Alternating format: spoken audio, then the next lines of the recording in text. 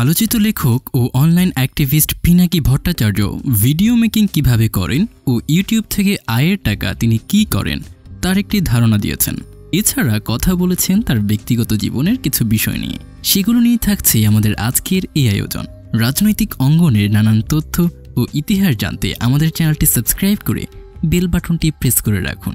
পিনাকি তার ফেসবুকে লিখেন, এটাই সেই বিখ্যাত বা কুখ্যাত মোবাইল যাতে আমার ভিডিও রেকর্ড হতো। 2019-এ কেনা এই স্যামসাং নোট 9 আমার নিজের টাকায় কেনা না, অফিসের টাকায় কেনা ছিল। অনেকেই ভিডিওর সাউন্ড নিয়ে অভিযোগ করেছিলেন, একই সাথে অনেক কিছুই নষ্ট হয়েছিল। মোবাইল হাত থেকে পড়তে পড়তে এটা ভালো ফাংশন করছিল না, আর আমার মাইক্রোফোন কাজ করছে না। অনেকে মনে করেন আমার বিশাল টিম আছে।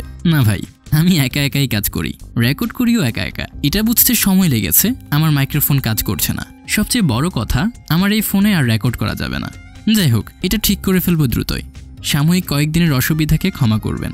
আমাকে কিছু জিনিসপত্র কিনতে হবে। পরীক্ষামূলকভাবে আজকে আমার পুত্রের ফোনে রেকর্ড করলাম। যদি এটাতে কাজ হয় তাহলে খরচাপাতি করা থেকে আমি বাঁচি। আমি কিপটা না, কিন্তু আমি মিনিমালিস্ট। যেটা একদম অপরিহার্য সেইটা ছাড়া আমি কিছুই কিনি না। আর এই ফোনটা, এইটা আমি আরো 3-4 বছর চালাবো ইনশাআল্লাহ, দোয়া রাখবেন। সেই পোস্টে একজন কমেন্ট করে বলেন, আমরা থাকতে আপনি সমস্যা ফেস করছেন কেন? পুরো হোম স্টুডিও সেটআপ করতে কত লাগবে সেটা বলেন, আমরা 2-4 জন মিলে করে ফেলবো। এটা অপচয় না, জরুরি। জবাবে পিনাকি জানান, ভাইয়েরা, আমি নিজেই দেখি পারি কিনা। আমাকে কেউ টেকনিক্যাল এক্সপার্টাইজ দিয়ে হেল্প করলে সবচেয়ে বেশি ভালো হয়। ইকুইপমেন্ট আস্তে ধীরে নিজেই কিনে নিতাম, 1 মাসে পারবো না একসাথে। আরেকজন জানতে চান, ল্যাপটপ কম্পিউটার নেই দাদা? জবাবে পিনাকি বলেন, আমার ব্যক্তিগত ল্যাপটপটা 2017 সালে কেনা।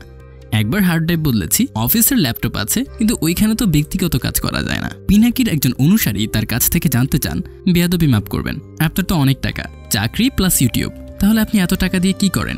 ভালো একটা মোবাইল নাই, কোনো টিম মেম্বার নাই, কেমনে কি? ও আচ্ছা, আপনি না ভিডিওতে এডিটর সাহেবের কথা বলেন, উনি কি আপনার টিম মেম্বার না? আমি আপনার এক ক্ষুদ্র ভক্ত, আশা করি আপনি আমার প্রশ্নের জবাব দিবেন। জবাবে তিনি বলেন, আমার অনেক টাকা, আপনার এই ধারণাটা ঠিক না। ইউরোপে চাকরি করলে আপনি একটা মডেস্ট জীবন পাবেন, কিন্তু আপনাকে হিসাব করে চলতে হয়। ইউরোপ, বাংলাদেশ না। এখানে 200 ইউরো অনেক টাকা, হিসাবের বাইরে 200 ইউরো খরচা করা সম্ভব না। অনেক ধনী যারা, তাদের কথা আলাদা। এর উপরে আমার এডুকেশন লোন আছে, যেটা মাসে মাসে পরিশোধ করতে হয়। ইউটিউবের আয় দিয়ে আমার ভিডিও এডিটিংয়ের খরচা দিতে হয়। আমি তো নিজেই এডিট করি না, আমার এডিটর তো আমার সাথে থাকে না, রেকর্ড তো আমাকেই করতে হয় একা একা। আরেকজন লিখেন, আপনার ভিডিও কোয়ালিটি এত ভালো ছিল যে মোবাইলে শুটিং করতেন বুঝতামই না। আপনি যে বলেছিলেন প্রফেশনাল স্টুডিওতে রেকর্ডিং শুরু করতে চাচ্ছেন, ওটা কবে থেকে দেখতে পাবো? আর দাদা, এডিটর চাইলে সাউন্ড অডাসিটি সফটওয়্যার ফ্রিতে কোয়ালিটি ইমপ্রুভ করে ফেলতে পারেন। মানে এপিসোড ফুল এডিটিং শেষ হলে জাস্ট সাউন্ড ট্র্যাকটা অডাসিটিতে কোয়ালিটি ইমপ্রুভ শেষে আবারও ভিডিও এডিটিংয়ে জুড়ে দেবে এবং ফাইনাল রেন্ডারিং শেষ করবে। এটাও মিনিমালিস্ট স্টেপ।